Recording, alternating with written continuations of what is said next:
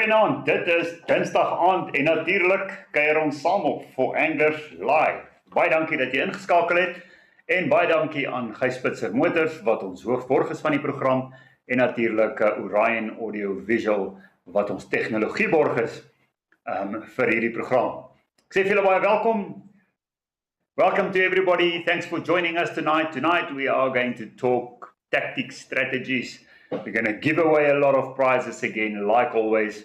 And we have one of the best of the best of the best in the studio tonight. Smitty, baie welkom. Baie dankie. Bly om hier te wees. Jy het nou natuurlik alweer 'n keer 'n trofee gekry wat jy nou. Jy maak hy goed seker nou bymekaar. Ja, my vrou maak lekker. Ja. Veteran champion, previous year Masters champion or the year before. Yes. Baie. Hard werk. This is a guy that knows exactly what he's talking about.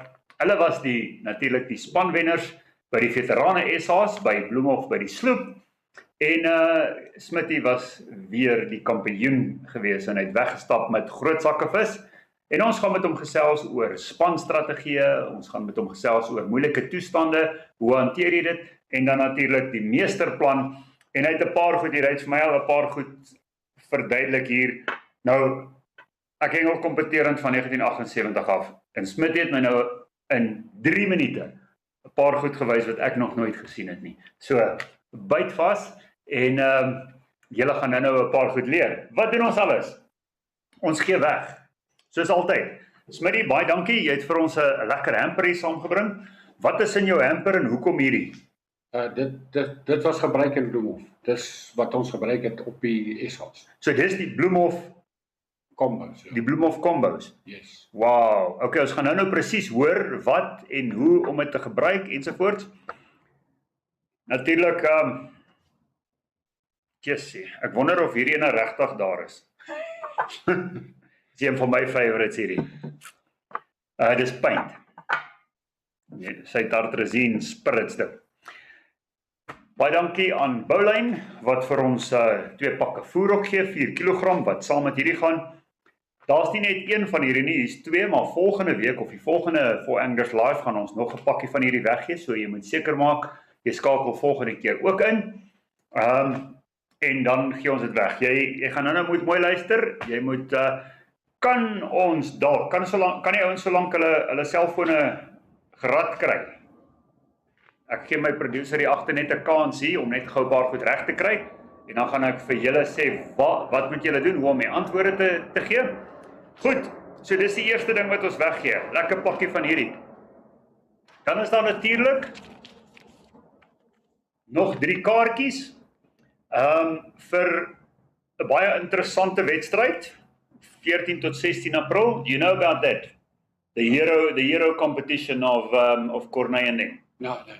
Very, very interesting, nice competition that takes place at Goede Hoop Valdam. Goede Hoop. Okay, so daar die naweek, jy kan natuurlik 'n prysie 3 mense kan 'n kaartjie elk wen. En dan gee ons ook nie vanaand nie, maar dis solank wat hardloop.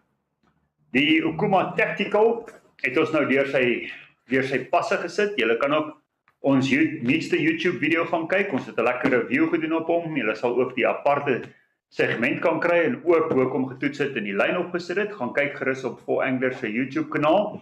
All the ins and outs about the Okuma Tactical. Now this specific one, the 5000 series, is up for grabs for any one of March's annual subscribers. So if you are an annual subscriber and you have resubscribed, or if you're a monthly subscriber and you've converted to annual, or you're a new subscriber, you will stand in line, a new annual subscriber, you will stand in line for this specific Okuma Tactical. It's filled with line as well because I fished with it, and you'll see exactly what I did, how I did it. Yes, I paired this up. I'm slightly in trouble. I don't know whether you saw that video or not. No, I didn't. Me and Schalk went fishing at Jackie Leonard. So I had to test this tactical, and you can see the nice camo, green, whatever. So I went into that little fishing house that you were just with me in. Smit noem het, hy sê, hy wil ook eendag so kantoor hê. Dis my hengelhuisie met alles in. So I had to get some rods to fish with him. And I saw these two new 10-foot Sensation tacticals with camo and everything, but they are actually my wife's. So ek het per ongeluk dit ingelaai en toe ek by die dam kom, toe pas hierdie ene op daai baie mooi. Perfect. Sy het dit vir die eerste keer gesien toe sy die video kyk. Oh ja, ek was so 'n klein bietjie in die moeilikheid vir 'n klein rukkie. Okay, dan natuurlik, dis wat ons weggee. En ons gee nog iets weg. Ek gaan hom nou vir julle kry. Gee my net so 'n oombliekie tyd.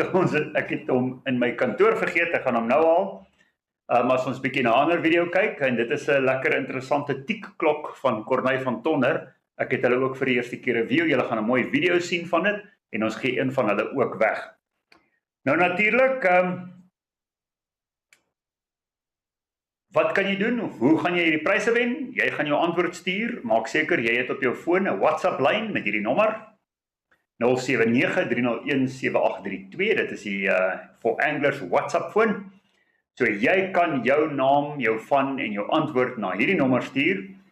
En die regte antwoord van die eerste 10 in elke afdeling gaan natuurlik in die draw, in die wiel aan die einde van die program, en jy kan een van hierdie pryse wen. Nou, waar kan jy die antwoorde kry? Baie maklik.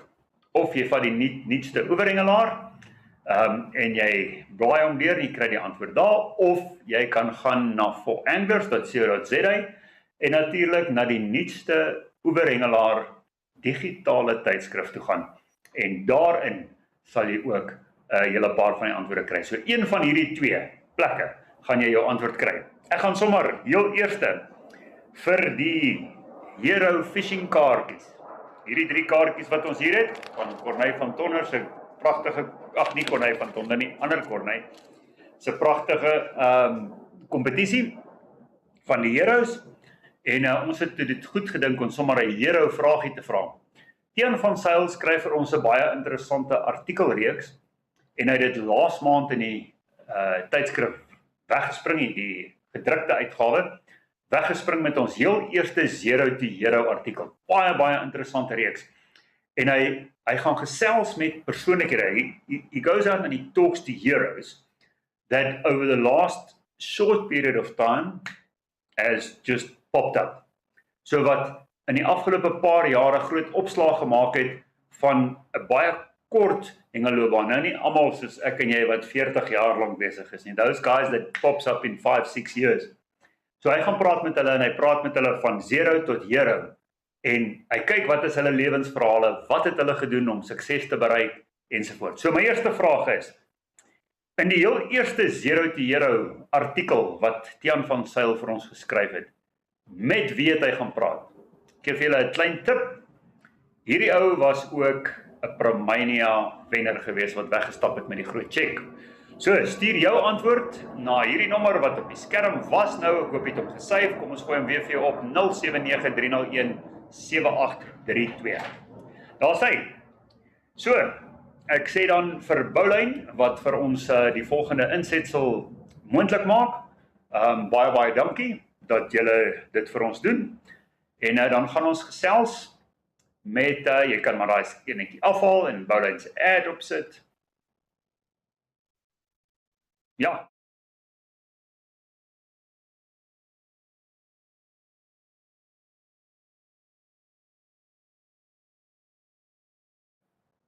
Baie dankie, Chris Boylen van Boulyn. Was hierdie deel van julle plan? Ja. Okay, so ek is veilig om te sê dat die 2 sakke voer saam met daai is die Bloemhof plan gewees vir sentraal Gautengse meesters wat die goud gevat het, sowel as vir Smitty wat die individuele goud gevat het. Korrek, ja. En die swaarste sak meeste vis, hoe was daai gewees? Ja, daai was ook, ja. So alles.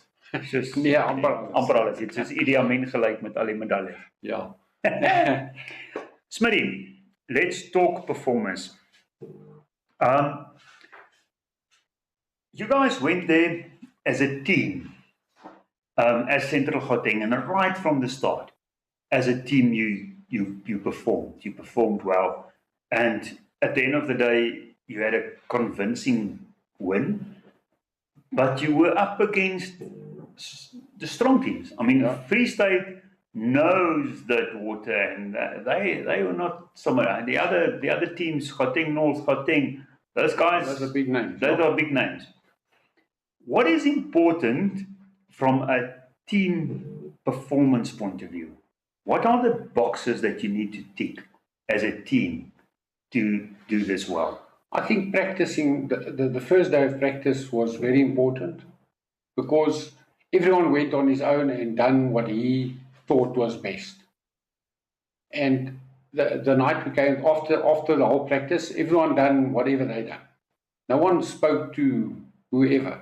Before you started the first practice day, did you chat about what you were going to figure out, or was it just everybody goes out? Each peg done his own homework. Okay. Each peg done his and her or whatever his system. We fish on 4 distances, and that's how we stay for the whole day. Even if you catch no fish on it, if you're on 85 and you don't catch fish, you stay there. That is because then you've proven that 85 didn't perform, or 85 only came out late 11 o'clock or whatever. Okay. That's how we stuck to that the whole day, whatever happens. And then Saturday night we came together and then we spoke, and then we said, this peg done use this, and they done that. That peg done this, and then we combined the things. So Sunday you went out to practice again, but then you had different ideas to try. If it didn't work for you, so and then we got after Sunday we had a very good game plan. I mean, all the practice. Everyone in the practice days got fish, good fish. With seasoned anglers like you guys, that has been through a number of these essays and so on, personalities are always strong, and every person are sort of set in his ways. Yes. How do you as a team manage that? I think the older you get, the less hassles. You're more forgiving. And I think it's easier. They especially put certain people together to complement each other. That was a good thing. Okay. And that helps. That really helps. So pairing up the right pairs is quite important. Very important. I think so. Okay. Ability-wise as well. Ability-wise, like what? Well, casting. If your partner can't get to, I can fish say to 115 easily. My partner must also be able to get there. So if you got 2 oaks that can't fish the long distance, you put them together to compensate things like that. So me and you must never fish together. I won't be able to get to those distances. Okay, so that is important. What about brands? And many of you are affiliated to brands or ambassadors for different brands. How do you manage that? I don't think there was a problem. If it came down to my stuff or whoever's stuff, I'm there in a team. If Champion doesn't work and I've got to use Jumbo's things or Supercast, I use it. I'm there to win. If you understand what I'm saying. There's no such thing as I don't use that bloke stuff because it's not my brand. Yeah. That'll never, not in the essays. There you put those things aside and you fish. Okay, so the ability of the team to put things like that aside and use what is the best is quite a winning strategy. Yes. Strategy. No, for sure. Okay. Yes. Okay, so after the let me phrase it the other way around. Obviously, there are some challenges that you get to. Or that individuals might get to during the practice and during the actual championship days. How do you deal with that? How do you deal with a team member that hasn't performed, that got a bad day? through a snaggy peg? Or how do you as a team pick that back up? Well, I'll tell you, we were very lucky. We got good pegs every day. Really, we got good pegs every day. We had no problems with. I think there was one day that Mr. Van der Merwe had a problem with, and all he done, he just moved a bit to the one side, and it was out. Okay. And then we also had a problem with the hyacinths that came in. Yeah. But I mean, they stopped the game because of that. Because I mean, it would have affected the first people on the bottom, and not us. And later it would have affected us and not them. So they stopped the game totally for this reason. But we never had a problem with bad pegs or all our blokes really done well. Really. Last question on preparation as a team. How do you prepare long before? Like 6 months before? Is there any preparation? Do you as a team get together? Is there a long-term planning strategy? Or do you guys just rock up at the SS and then wing it? The first time we get together is at the Ultron Halls. That's when we get together. We like talk to each other. 2 months before? Not even. I think it's 3 weeks before. Okay. And we spoke to the people before the time. And we got info. Each got his own info. And luckily we had the ladies that were there before, 2 weeks before us. And Central's ladies did well. And they won as well, yes. And we got a bit of info from them. They can't cast where we cast, but that info helped, really. Okay. And that makes a difference. If you would pin down in one sentence team strategy, and we're not talking details and bites and things like that, what do you think was, from a team strategy point of view, the most important thing that brought you success? Discipline. Discipline to do what? To do what to execute the game plan. Yes, for sure. So that's very important. I mean, if you fish with somebody else that's not on the game plan, I mean, you're hurting the team, not yourself. Yeah. That's the way I look at it. Okay. Well, so that's it from a team perspective. We're going to talk a bit later about challenges, etc. Nou, gaan ons gou hierdie weggee. 1 hamper, 2 sakke boulijnvoer en die wenstrategie of die wenplan se asies en dippies wat Smit vir ons gegee het. So, die vraag is, en natuurlik moet jy jou antwoord stuur, en die eerste 10 korrekte antwoorde gooi ons natuurlik in die hoed, in die wiel, aan die einde van die program, en dan trek ons jou naam. Volgende keer, oor 2 weke, gaan ons nog een van die hampers weggee.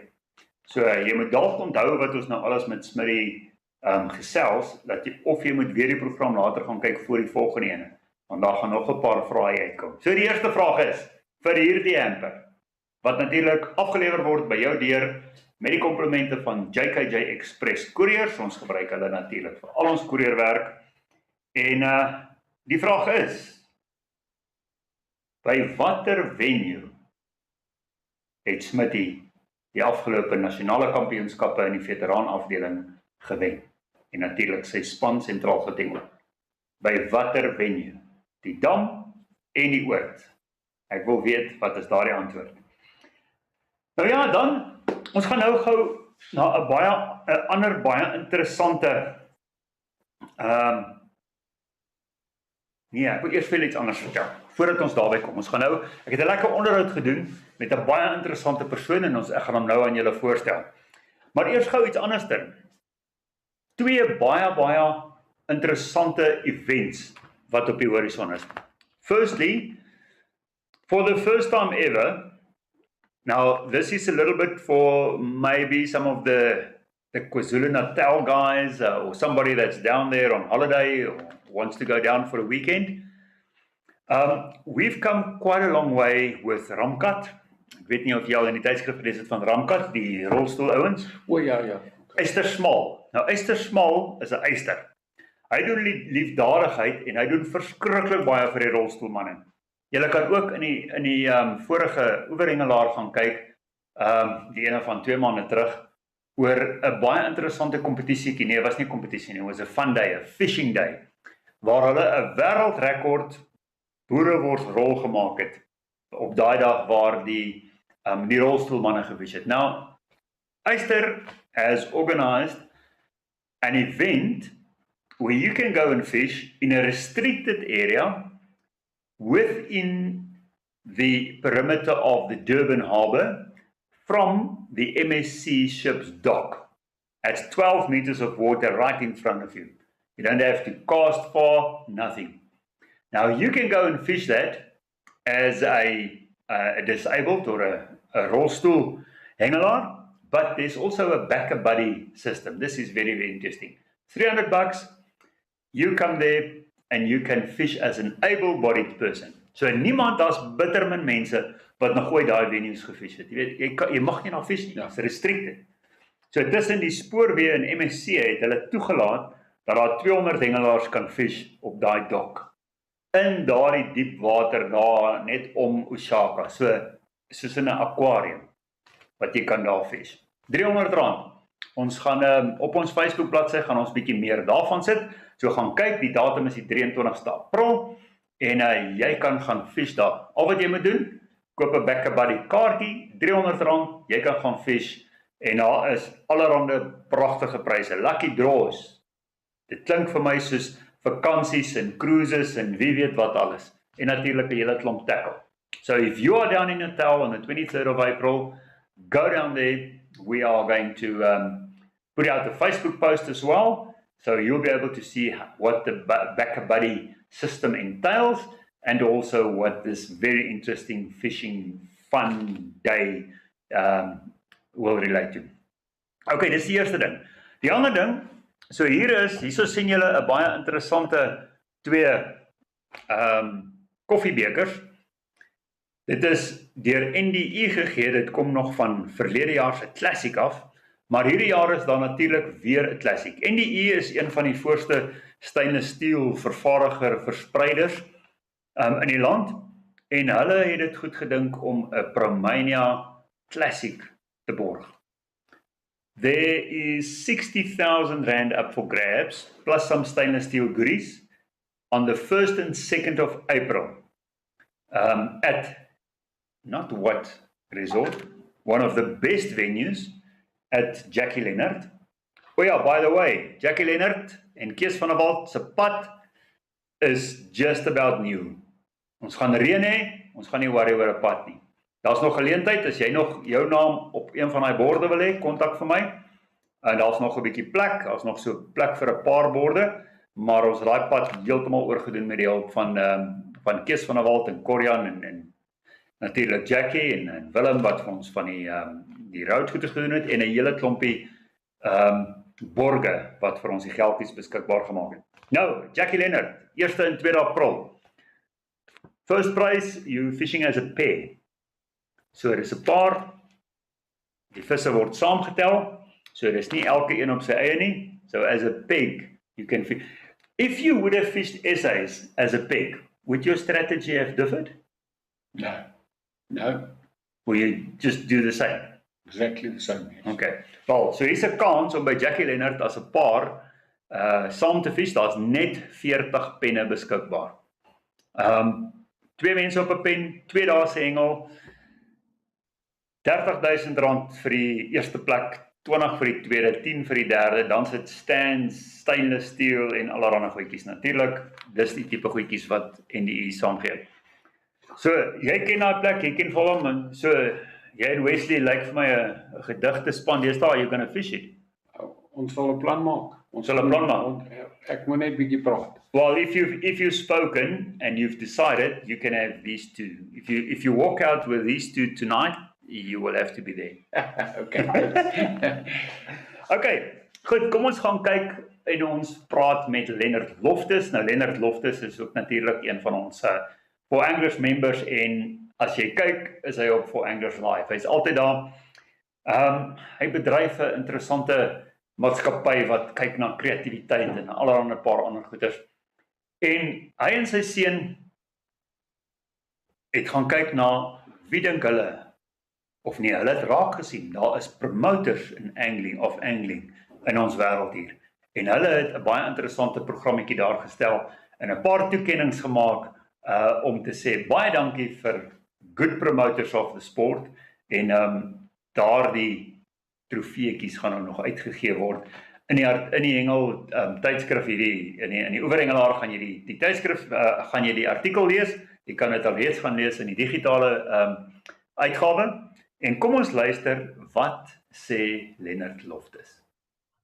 Nou ja, vanaand gesels ons ook met een van die groot vriende van Hengel, Leonard Loftus en hy kuier saam met ons hier vanaand uit van 'n park uit. Leonard, baie welkom hier. Baie dankie Werner, baie dankie vir die geleentheid wat ek kan hê om met julle op hierdie digitale platform van julle te funksioneer. Ek wil ook net sê baie hartlik welkom vir al die anglers, inskakelers wat altyd so getrou deelneem in die program en dit saam met ons almal geniet. Nou Leonard, jy het opgekom, jy en jou seun met 'n baie interessante konsep en jy het ons gekontak oor hierdie vindingryke proses wat jy aan die gang het en pragtige toekennings wat jy wil doen en toe het jy opgekom met 'n mooi trofeetjie. Vertel ons 'n bietjie meer van dit. Ja, Werner, ek en Joos het 'n bietjie gesels. Jy weet, Hengel was altyd ek wil nie sê 'n passiewe tipe van sport nie, maar jy het dit maar gedoen. Ek het so in 1990 het ek begin met my hengelloopbaan. En die ding is, Hengel het nou 'n baie groot industrie geword. Ek meen nasionaal en ook internasionaal. En ek meen as 'n ou kyk in terme van sportsoorte in Suid-Afrika vandag, is Hengel by uitstek seker een van die grootste. En ons wil graag eintlik met hierdie inisiatief wat ons nou aangedink het, wil ons graag dankie sê vir die ouens soos byvoorbeeld julle wat agter die skerms is, jy weet wat Hengel ontwikkel en bevorder en 'n blootstelling gee vir al die jonger generasies wat opkomend is. En jy weet, ek dink byvoorbeeld net vlugtig, ek wil nou nie lank daaroor uitbrei nie, maar die dekking wat julle einde verlede jaar gedoen het hier in Desember met die juniors en die jonge dames en al daai.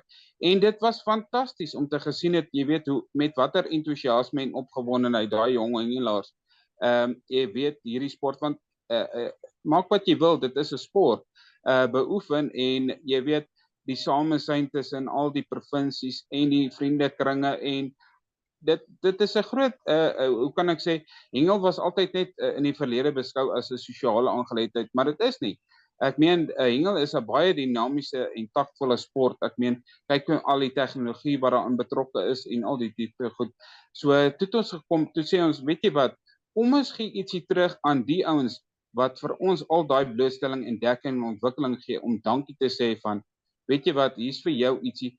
Kyk, as jy in jou hengelwinkel of jou kantoor of waar jy ook al is, en dit om net te weet, ons as hengelgemeenskap waardeer en sien julle raak vir wat julle vir ons doen om Hengel groter te maak as wat dit is.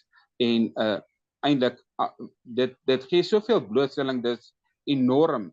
Dit is fantasties hoor. Ek moet julle gelukwens almal van julle. Dit is 'n voorreg om vir julle iets te kan teruggee. Baie dankie Loftus en dit is vir my 'n groot voorreg om van ons kant af dit te ontvang. Dit is 'n pragtige mooi trofeetjie en dit sê Best Promoter of Angling. En jy het nou ook in die artikel wat op For Anglers hardloop het jy ook 'n klompie name gesit van hierdie best promoters wat jy geïdentifiseer het. Wat is die kriteria wat jy gebruik het min of meer wat om daardie name op 'n lys te kry om te sê hierdie ouens is volgens julle goeie promoters van die hengelsport. Wat is die kriteria? Behalwe vir die insette wat hierdie hengelaars wat ons nou gelys het as die eerste fase. Kyk, ons wil eintlik nog toekennings gee, maar dit sal gebeur met tyd as gevolg van omstandighede kon alles nou nie vir al ons behoeftes wat ons wil gehad het voorsien het nie. Maar ek kan byvoorbeeld dink met al die mense wat nou gelys is, wat nou op die lys verskyn, kan ek maar sê, wat aan julle deurgegee is die name, is mense met wie ek al 'n direkte ondervinding gehad het en die aangename ervaring wat ek met hulle gehad het, So jy weet dit steek by 'n mens vas. Watter tipe mens het jy mee te doen? Dit gaan nie net oor die ontwikkel van hengel of wat ook al as sulks nie. Hoe kan ek sê dit gaan oor die persoon ook. En dit is juist as gevolg van daai persoon wat dit so na in sy hart is dat of haar hart is wat hengel wil graag bevorder en uitdra aan die volgende generasie. Dis mense wat baie onselfsugtig is wat nie net die hengel vir hulle self hou nie, maar wat die groter prentjie skets vir al die opkomende hengelaars. En dit gaan verskriklik vir my vir ons by Imagination Flicks oor hoe ons graag wil teruggee aan die mense wat die hengel as sulks 'n groter prentjie uitdra na buite toe. Ek het byvoorbeeld net vir jou genoem van die mense, maar as ek kan byvoorbeeld jou as 'n voorbeeld gebruik. Ek het jou jare terug ontmoet by 2008 by die wêreldkampioenskappe wat by Bloemhofdam plaasgevind het. En net om kortweg te noem, toe my digitale kamera se batterye die gees gegee en ek wou graag 'n foto saam met GP en Loggies wat daai tyd basies die eerste wêreld kampioene was van Suid-Afrika in hengel as ek dit so kan noem, of een van die eerstes. En jy het nie geskroom nie, jy het opgestaan en gesê ek sal vir jou foto neem en die volgende dag toe jy het vir my ge-e-pos. Dis jare gelede, maar dis sulke goedjies wat 'n ou onthou wat sê, weet jy wat, daai mense is dit werd want hulle gee terug, hulle ploeg terug in die hengelgemeenskap in en dis nooit vir hulle te veel moeite om, jy weet, op te staan en te sê, weet jy wat, vandag maak ek hengel beter vir baie ander mense wat, en weet jy wat, hengel is so 'n unieke sport dat hy 'n goeie, 'n positiewe invloed. Ek meen jy gaan altyd hengel toe met 'n opwagting en 'n afwagting vir dit. Jy weet nooit wat voor lê met hengel nie. Gaan jy 'n groot vis vang, gaan jy baie vis vang, gaan jy min vis vang? Jy weet nooit nie, want dis jy in die natuur, so daai opgewondenheid is altyd daar. Hengel het altyd daai opgewondenheid en julle maak dit vir ons net groter, die prentjie. En op 'n sigbare manier is dit awesome, Werner, regtig. Baie dankie en dis regtig waar ek is humbled deur die manier wat jy dit benader en baie dankie daarvoor. Nou ons gaan oor die volgende loop van 'n volgende paar maande gaan ons so mettertyd al hierdie goeie promoters van wat Loftus hulle geïdentifiseer het, gaan ons of nooi in die ateljee of ons gaan by hulle uitkom of ons gaan hulle iewers by 'n event kry en dan sal ons namens Loftus en namens die hengelgemeenskap sal ons hierdie trofeetjies nou vir hulle oorhandig en dan sal ons bietjie met hulle gesels oor hengel. So dit gaan nie dalk almal dieselfde wees nie, maar in die volgende paar maande gaan ons dit so een vir een begin uitdeel. Loftus, hierdie pragtige trofees wat gemaak is. Wie het dit gemaak en hoe het julle dit bekom? Ons het maar die ontwerp saam met vervaardigers. Hulle doen al die tipe van, hoe kan ek sê, laser crafting. Ekskuus vir die Engels nou weer, maar jy weet, hulle het dit vir ons gedoen. Hulle naam is Scabella. Dis nou die man en vrou wat sy name seker gekombineer is, glo ek, in die bedryf se naam. Dis Skalk en Isabel en hulle is in 'n valpark geleë en na Lady. En hulle as 'n mens gaan kyk na hulle Facebook en goed is hulle doen enorme kreatiewe werk op en baie mooi goed vir 'n baie bekostigbare pryse as ek dit so kan noem ook. So hulle het vir ons die toekennings baie mooi gemaak op 'n tipe perspex wat lankhoudend is. Jy weet, dis nou nie 'n trofeetjie wat kan afval of 'n medalje of wat ook al wat kan hang nie.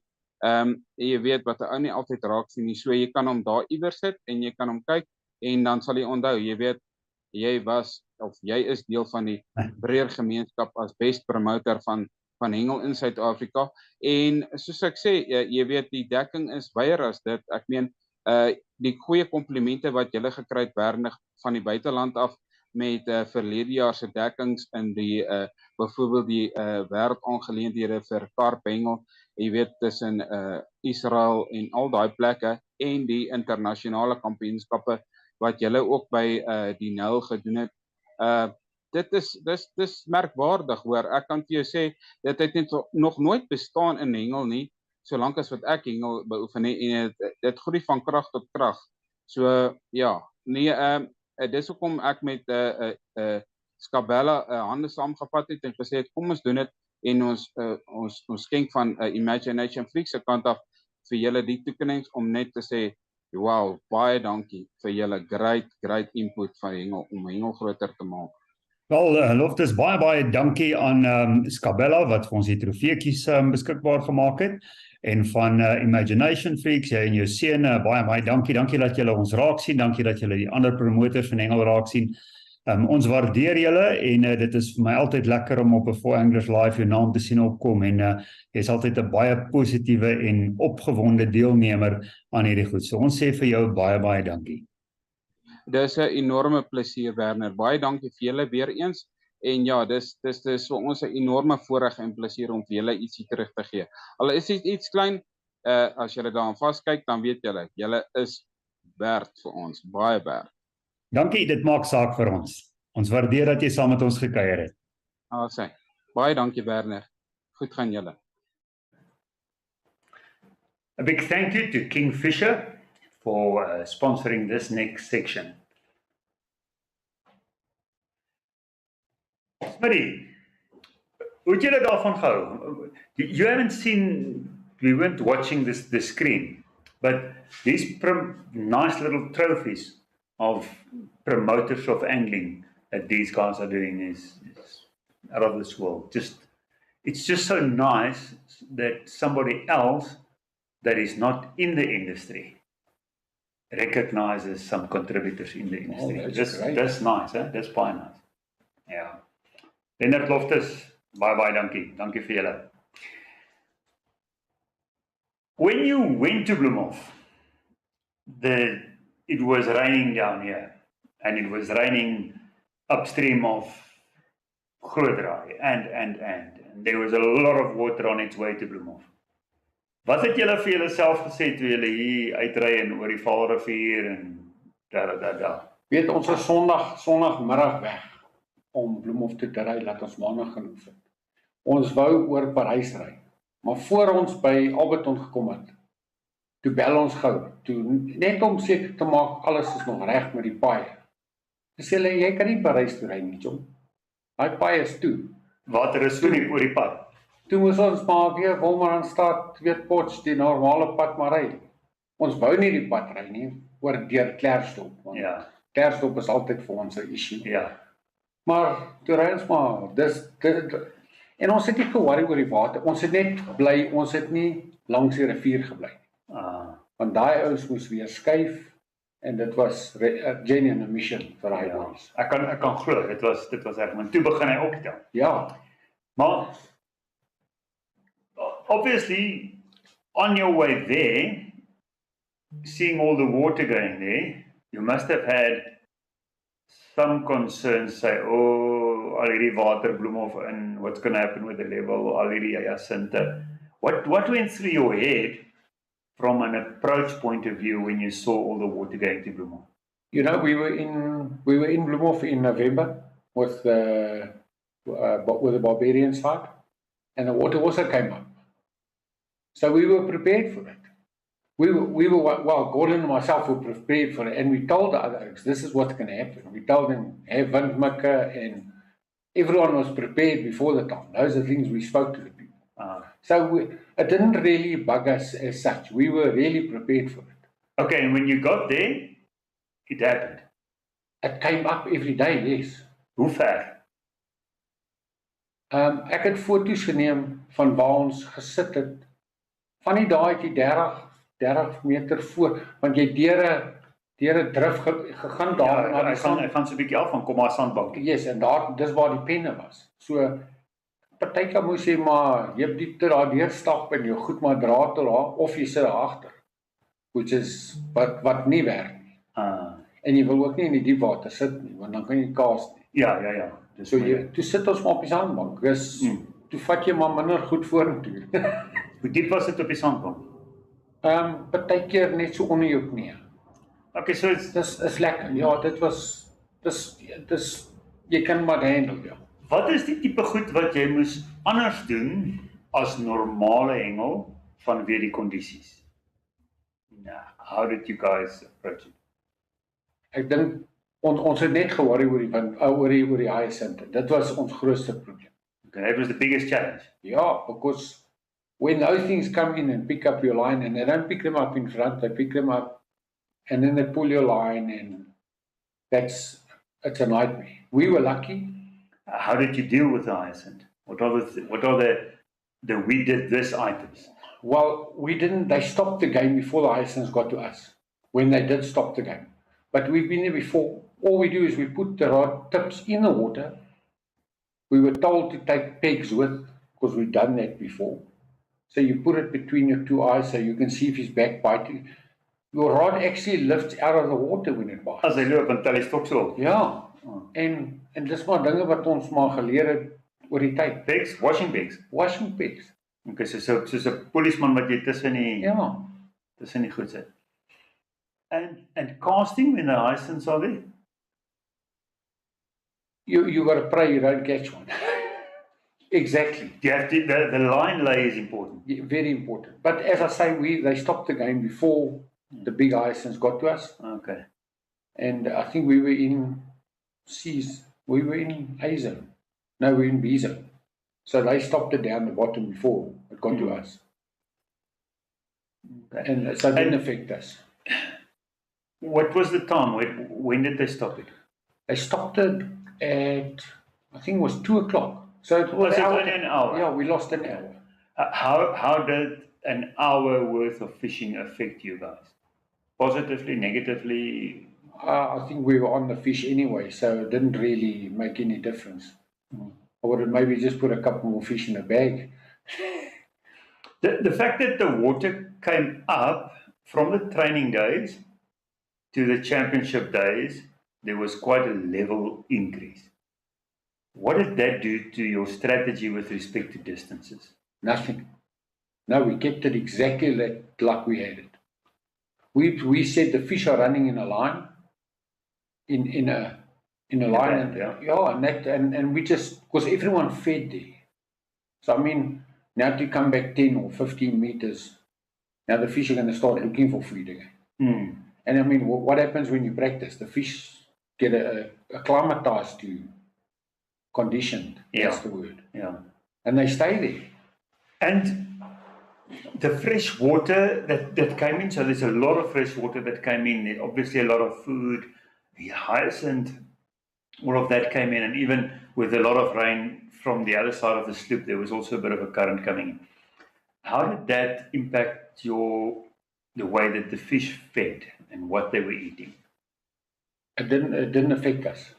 Really, it didn't. I think they just done exactly what they normally do. They eat. And bloemolskarps those things can eat. Really. Did you have to feed more or compared to other times? We've got a strategy. We put a lot of what we call gravel. That's a lot of hard millies into the bowline. Like a chick type of a... To make, we call it our tar road.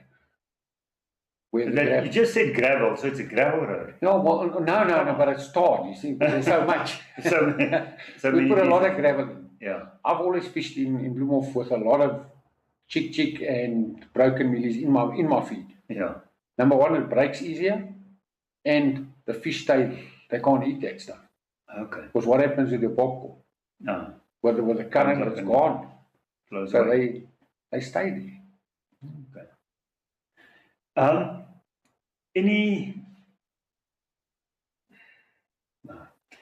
Bob, so my question is about baits, about things like meaty vleisase, wurms, maggots, sulke tipe goed, barber.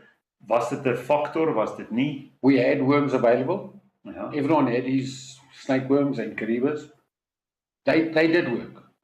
But we found as soon as it went quiet at the back, you threw a snake worm, the bottom trace of the snake worms, and then you someone catch a bigger carp.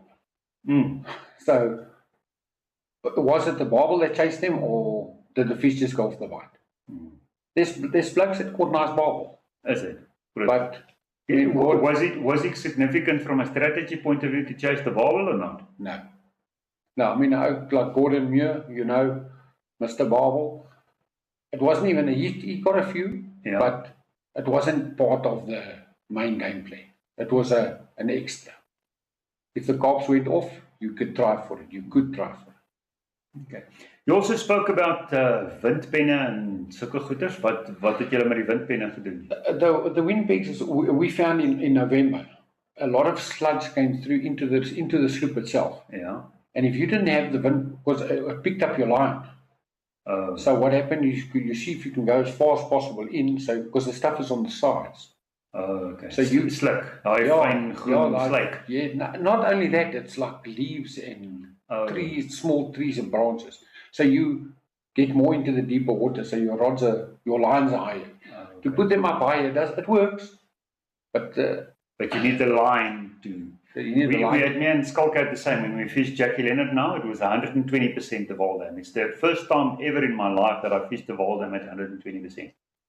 So the grass that would normally behind you was like in front of you. Yeah.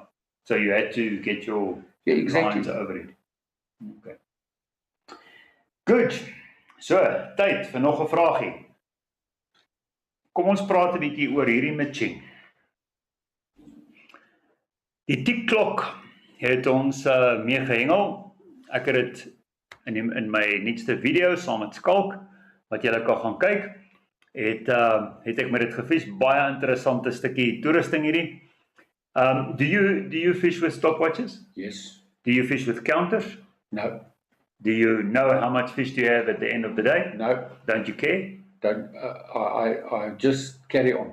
You just carry on. Yes. As many as possible. That's it. Okay. Well, I like to count my fish, especially from a feeder point of view. Now, this specific one, the tick clock, allows you to actually measure your amount of fish per side. So, ek gaan gou vir julle 'n videoetjie speel nadat ek die vraag gevra het. En dan gaan ons een van hierdie weggee. Hier is 2, een gee ons vanaand weg en die ander een sal ons volgende keer weggee met die komplimente van Corneille van Tonner. Baie dankie daarvoor. Dit is van Tritech Fish, die tikklok. Ek gaan gou vir julle verduidelik hoe werk hy op die videoetjie wat volg. Maar kom ons vra gou 'n vraagie. In Maart se digitale tydskrif, the Bank Angler magazine, but the digital one. Daar het ons natuurlik, jy sê die dames was voor julle by die SA's gewees, net so 2 weke wat ek al voor die tyd. 2 weke. Ja. 3 afdelings. Premier A, Premier B en President A. Correct. Nou, President A, in die artikel in die Oeverengelaar digitale tydskrif, het ons al die punte en al die wenners en so aan. Ek wil weet, President A, wie was die dame wat weggestap het as Victorieksdorm by daardie kampioenskap? So 'n klein stukkie inligting. Kyk na die voorblad. Dit mag dalk sy wees. Okay, so gaan stuur jou antwoord na die volgende nommer 0793017832. Maak seker hy's gesave as die For Anglers WhatsApp nommer. En gooi jou antwoord daar en jy kan dalk een van hierdie tikkloks wen. Nou ja, dan wil ek baie dankie sê ook. Jy sal nie glo nie, maar For Anglers sponsor ook so nou en dan iets. So, baie dankie aan For Anglers wat natuurlik vir ons die volgende insetsel moontlik maak. For Anglers, die grootste digitale netwerk, hengelnetwerk in die land. Jy kan alles hengel daar kry. Altyd beskikbaar op jou foon. Maak seker jy is 'n lid. Meer as 4500 artikels. The best of it all, you can go and search whatever topic you want. Go to the search bar, search Bloemhof, sloop, whatever you want. Marline, Bulgarivier, Bass, enigiets. En ja, interessant, dit is nou kranktyd, crankbaits, etc. Nou goed, hierdie goed en daai wat jy daai het is wat ek nou by wil uitkom. Wat is Smitty? Ja, nog nie. O, ekskuus. Jessie, dankie. Skree my producer nou weer op my. Ons moet kyk, hoe lyk hierdie en hoe werk dit? As ons terugkom, dan praat ek en Smitty oor wat hier aangaan. Ek is so opgewonde om te sien wat hy alles gedoen het. Laat waai met die tikklok video. Ek nou vir die eerste keer vandag met hierdie, amper sê ek TikTok. Dis 'n Tritech fish counter, is 'n klok. Hy het nie net 'n oorlosie, 'n stophorlosie nie, maar hy het ook 'n fish counter in. So, hier kan ek nou die inligting druk. Ek moet hom net eers stop. Dan druk ek inligting, info. Dan sê hy vir my hierso count 18 vis op hierdie stok. My gemiddelde tempo 10.45 en vir my laaste tyd 3.13 vir hierdie laaste een. So die laaste ene wat ek gehengel het 3.13 en hy wys my my battery na 'n hele dag se hengel is nog 100%. So baie oulike kom ek sê vindingryk, is dit die regte woord? Vindingryke stukkie toerusting. Wat vir my baie help hier is dat ek op elke stok die counter kan opsit. Die oomblik as ek hom reset, dan klik ek hom net. En as ek nou per ongeluk verkeerd geklik het, kan ek hom altyd net enetjie afklik. So hierine was 18 vis en my gemiddeld was 10 minute 45. Dis op die regterkantste stok. Die linkerkantste stok 21 vis. En kom ons kyk. Wat sê die info? Info sê 8 minute 50 gemiddeld. En die laaste een was 305 met 'n 100% batterylewe. Iets wat tog wel wat jy moet oplet. En dit het ek nou nie reg gedoen nie.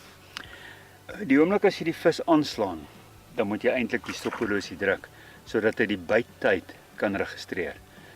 Ek vergeet, baie keer het ek dit gedoen, ander kere nie. Ander kere het ek hom aangeslaan, vorentoe geloop, vis afgehaak, ingesit, teruggekom en dan eers as ek die volgende keer gegooi het ek die knoppie gedruk en hom gereset.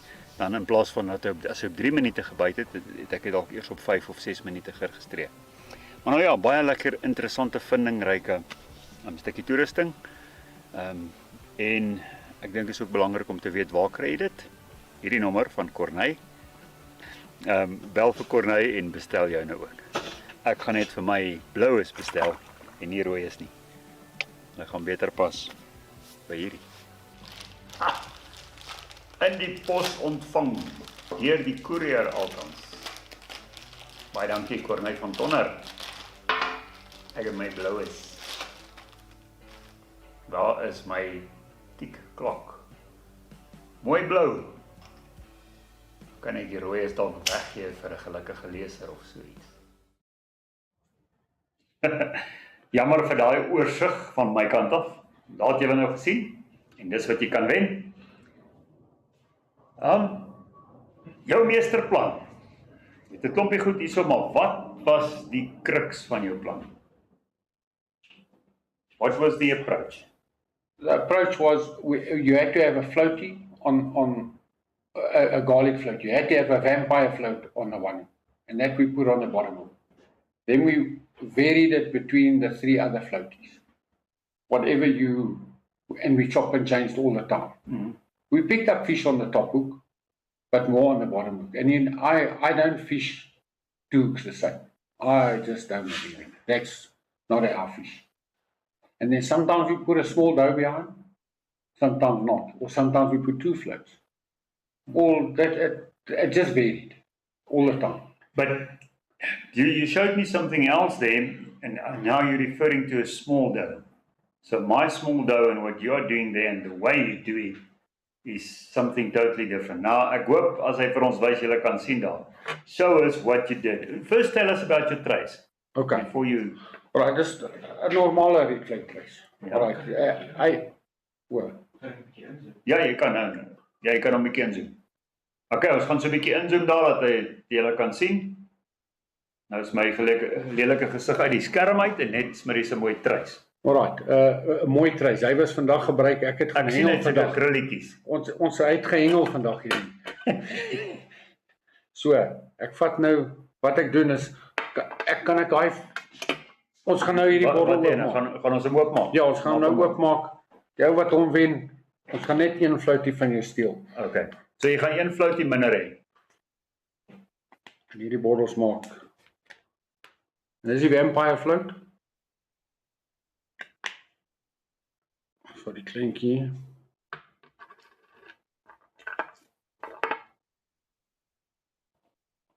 Okay. Wat ons doen, wel, wat ek doen. Ek hou nie ek sê ons maak so met die tangetjie. Dan vat ek die deegie. Okay, so jy sit eers die floutie op en Ja. dan vat jy die hoekse punt met die tangetjie vas. Ja, Okay. dan vat ons deegie.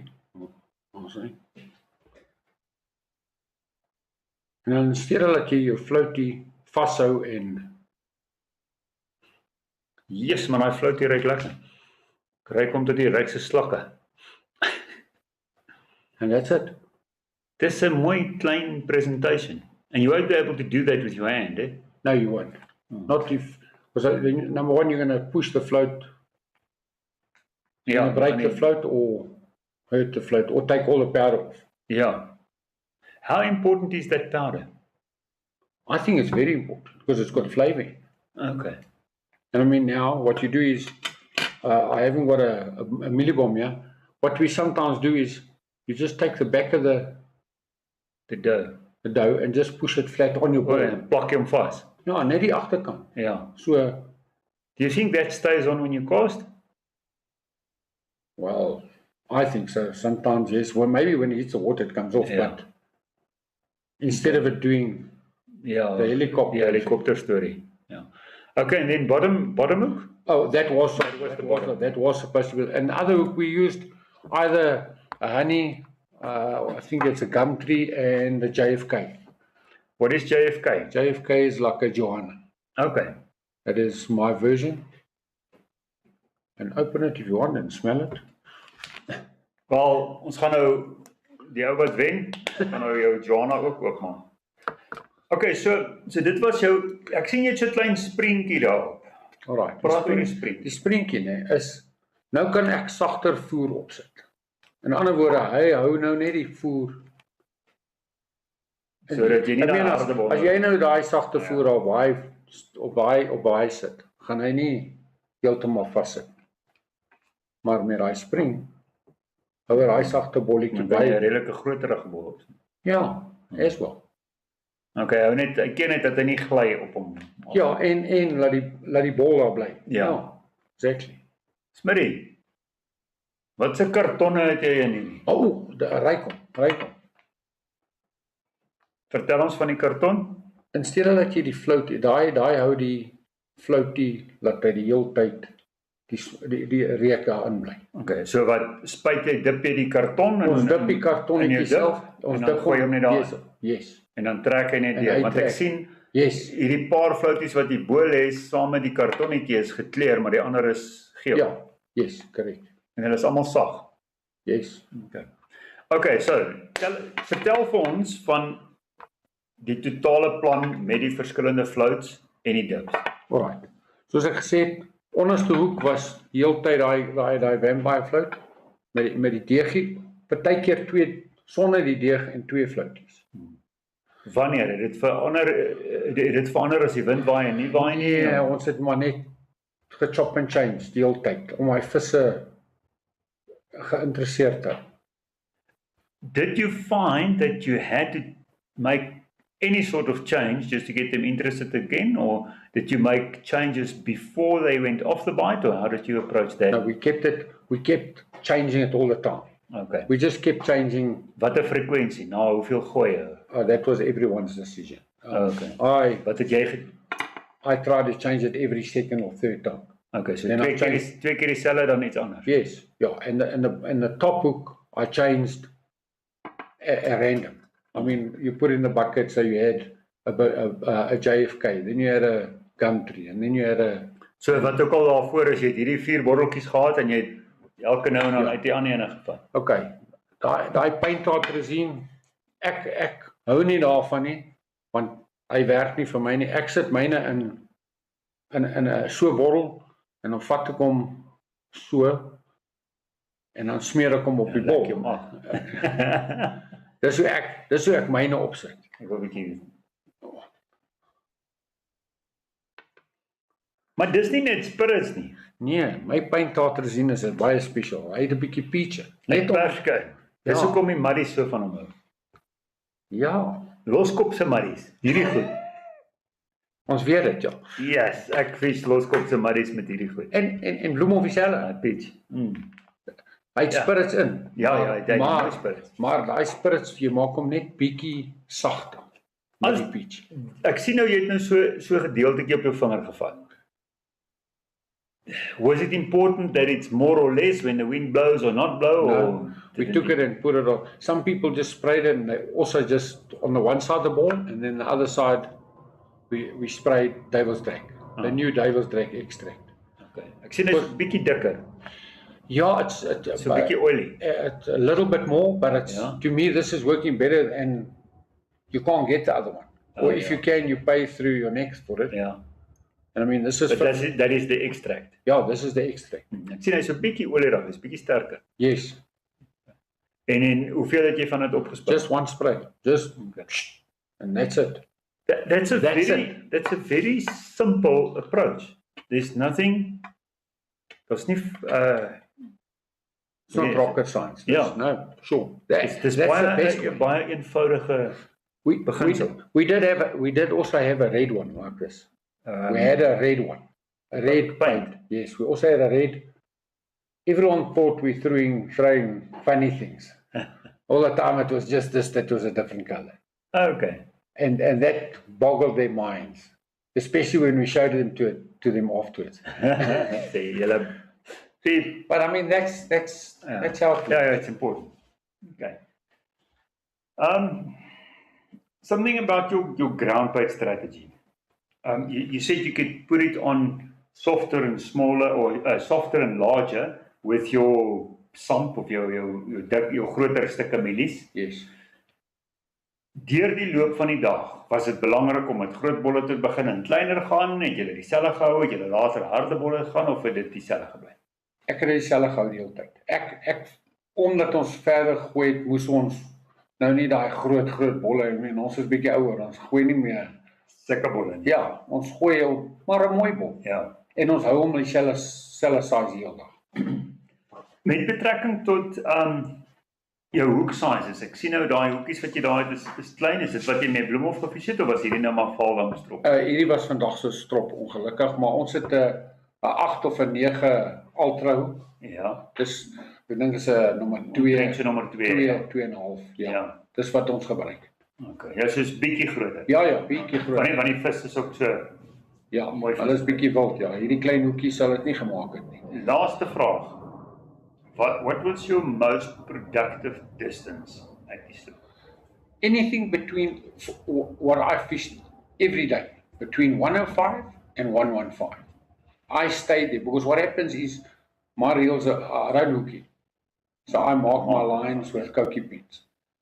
So as long as my line was over the 105, and then I had elastic on 115.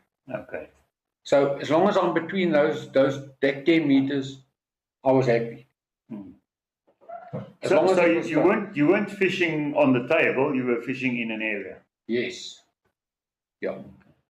Do you think fishing closer in on a table brought more fish or smaller fish? Smaller, yes, for sure. My partner had a bit of a problem. He hurt his shoulder, and he was getting there, but not all the time. Yeah. And as soon as he fell short, he picked up a smaller fish. Yeah. Okay. That was our strategy. Wel, dankie Smit. Nou het jy die plan. Maak seker dat jy as jy nie hierdie ouetjie wen nie, dat jy ten minste vir jou hierdie goeders gaan kry. Ek gaan hulle gou vir jou weer sê. Dis JFK. Dis Yummy Honey, dis 'n bleeding fout, dis 'n oranje heuning. Dan natuurlik jou Garlic Vampire en die Gumtree. Is 'n goeie balans tussen sterk en soet en so voorts. En dan nou jou paint en jou duiwelstrek. Okay. Goed. Smit het ook gepraat van inhak, hy het gemerk op 105 tot 115, koolhengel is belangrik, aardehengel is baie ander keer belangrik. Ek gee gou vir julle 'n tip oor hoe om jou lyne in te haak, deur meetpenne te gebruik, en ook 'n baie belangrike gedeelte om seker te maak dat elke keer nadat jy jou lyne ingehaak het, jou lyn nie so lekker optwist nie. So kyk gou na hierdie interessante wenke. Akkuraat hengel is altyd vir my belangrik, daarom is dit nodig om in te haak. Maklikste manier is met die 2 pennetjies. As die water so vol is en jy is hier agter tussen die gras, moet jy dit in ag neem, jy moet dalk bietjie langer penne bring. My pennetjies is 'n bietjie kort. Ek moes gras plat trap hierso. Dit is nie te maklik nie want jou lyne haak vas in die gras. So as jy in hierdie lang grasse hengel tot daar bo nêrens is die plek waar daar niks oop is nie. So dalk net 'n opsie van langer penne ook. Nou, ek het nou al baie verskillende maniere gesien wat mense inhak, maar ek gaan gou vir julle wys wat die beste vir my werk. En die beste werk met 'n oop spoel. En beslis nie op 'n buitrunner of op so 'n tipe funksie nie, en ek gaan nou vir julle wys hoekom. Ek maak hom oop, ek hou met my hand die lyn vas en dan tel ek hom af. Ek gaan inhak. Hier waar ons nou is, ek het so 'n paar gooie gegooi. Ek gooi sommer so met die voerstroppie met die 1,5 en dan tel ek hom net af. En ek kon eers by so, ek skat omtrent so 60 meter se kant 'n redelike diepte kry. So ek gaan op 'n 65 inhak. My pennetjies is 5 meter uit mekaar uit, so dis 'n lekker 10 meter heen en weer. 10 20 30 65. Ek hou my stok reguit boontoe wanneer ek hom inkatrol, maar ek laat die lyn tussen my vingers deurgaan en laat die tension net reg is, maar dan kan jy net aanhou katrol hier bokant jou kop en hy hardloop heen en weer met jou pennetjies reg op boontoe is en hy het nie 'n hakie of iets nie. So dis vir my die vinnigste. Ek gaan gou vir julle wys hoekom ek nie daarvan hou om hom op 'n buitrunner of op 'n los spoel op te sit en dan na heen en weer zzz. So daai ding hardloop die hele tyd so af en jy draai hom weer op die ander kant. Nou kom ek wys gou vir julle wat gebeur as ek dit nou simuleer. Maak ek katrol los en is nou asof dit gaan asof ek dit so gaan doen. Kyk nou wat gebeur. So ek gaan hom nou 'n klomp kere so draai want dis in effek wat gebeur. Jy gaan nou 65 meter se lyn laat afhardloop met jou katrol of met die spoel en dan gaan jy 65 weer optel. Nou kyk hierso al klaar. Kyk daar wat gebeur. Ek het nou seker nie eers 30 meter se effek gehad nie. En kyk hoe twist hy. En dis wat gebeur as jy hom so heen en weer maak met jou losspoel. So maak jou bylarm oop, so, en doen dit daarmee.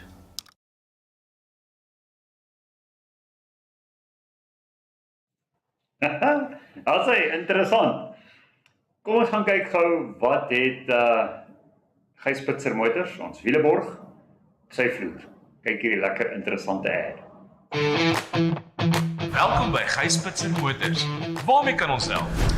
Ek het lankal vir Pieter gesê ons moet die ding inruil. Laas jaar sin is so ou nuus. Ek kan nie inskryf vir die tweede seisoen van daai program as ons ryding nie reg is nie. Ek gaan nie soos 'n onderwysertjie lyk nie. Bel net asseblief vir Gys, hy weet waarvan ek hou. Geen probleem. Kom ek gaan wys jou ons opsies. Met 4 handelaars in en rondom Pretoria word topklas kliëntediens en kwaliteit gewaarborg. Maak seker jy kontak Gijspitser Motors vandag nog. Gijspitser Motors, kwaliteit gewaarborg.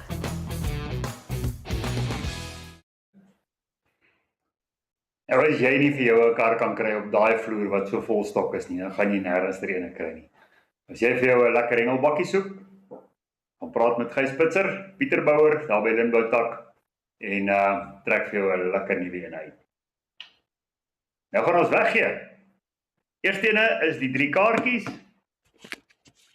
Julle moenie vergeet van die tactical nie. So everybody make sure that when you renew, you are in the draw, of as jy oorskakel van 'n maandeliks na 'n jaarliks, is jy daar.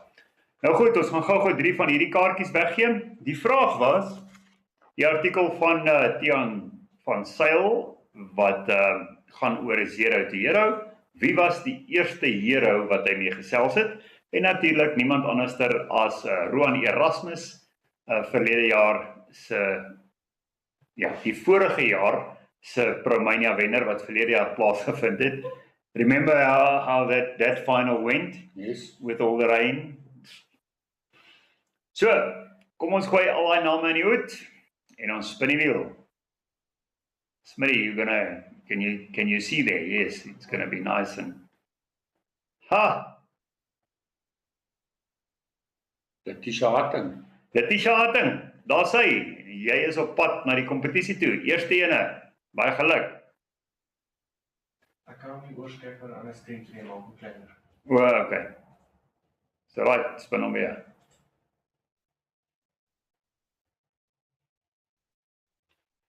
Cornel Schnettler.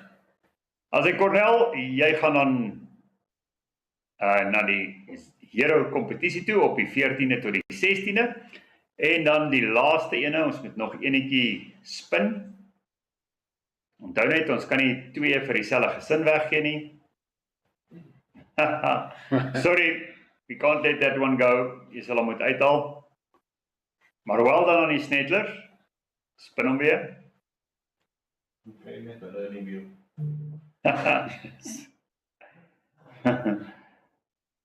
Marianne Schnettler. Ja, ons kan hom nie doen nie. Die organiseerders het gesê, in dieselfde gesin mag ons nie 2 kaartjies weggee nie, so dit moet nee, julle moet die lotto gaan speel vanaand, hoor.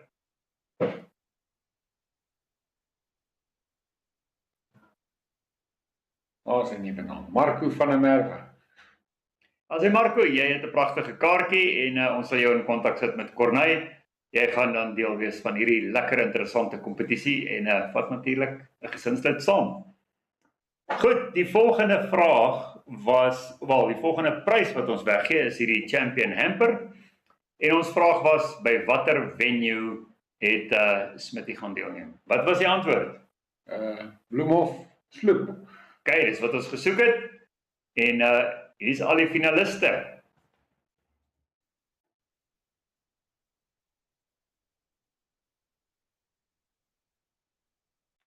Annelies Weyer.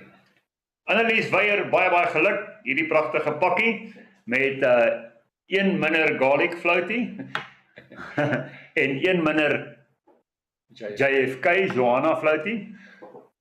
Is op pad na jou toe met die komplimente van JKJ Express Couriers. Goed, baie geluk en dan gee ons weg met die komplimente van Corneille van Tonder vir jou 1 rooi tikklok, want die blou is myne. Hulle is ingehengel. So, lekker interessante ene vir jou. Die vraag wat ons gevra het is, wie was die dameskampioen in die presidentafdeling? Weet jy wie dit was? Van Mpumalanga. Ja. Nadine, dis reg. Nadine Jansen van Nieuwenhuizen. Dis 'n klompie regte antwoorde gewees. Kom ons spin. Jy kry 'n tikklok. Heinrich Schnettler. Daar sê Heinrich, baie geluk. Jy het nie vir een van die voriges gewen nie, dit was een van die ander van jou familielede, so jy's veilig hierdie keer. Baie geluk, jy kry natuurlik die tikklok met die komplimente van Corneille van Tonder, afgelewer deur JKJ Express Couriers. Nou ja, al wat oorbly is baie dankies. Dankie aan al die afdelingssponsors wat vir ons elke insetsel moontlik gemaak het. Baie dankie aan Orion Audiovisual en Gys Spitzer Motors. Dankie vir die borge wat vir ons die pryse geskenk het en baie dankie vir ons interessante kampioenhengelaar gas. Smitty, thanks a lot. It's a pleasure. So, if you walk out here tonight with those two, I got to see you at the NDE Classic. If you don't pick them up, you can pick them up or you can pick both of them up. So, vir jou nog 'n For Anglers Live fles, jy het al een van hulle. Baie dankie. So daar's nou nog een, jy kan hom saamvat vir Wesley as hy saam met jou gaan vis by NDE, want jy elkeen sy eie fles en elkeen sy eie koppie. Sien jou daar. Ons hoop so. Okay, well, if that isn't pressure, nothing will be. Natuurlik, as julle wil gaan inskryf en deel wees van die NDE Classic en 'n pragtige mooi pryse, sluit aan by Promania. Download die Promania app en gaan skryf in. Daar is nie meer baie kaartjies oor nie. Daar's net plek vir 40 pare. Nou ja, vat jou ma, jou pa, jou vrou, jou man, jou pel, wie ook al, die boetie en sussie, en kom fish hierdie pare kompetisie by Jackie Leonard op die 1 en 2 April. Ons sien julle oor 2 weke op For Anglers Live. Tot ziens.